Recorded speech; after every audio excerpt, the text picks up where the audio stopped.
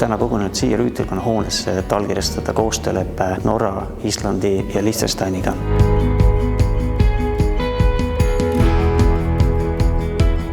Täna allkirjastatud koostööleppe on Eesti ühiskonna jaoks äärmiselt oluline. Norra, Islandi ja Liechtensteini toetus 72 miljoni ulatuses toetab nii rohetehnoloogiat, küberjulgeolekut kui ka kriisivalmidust.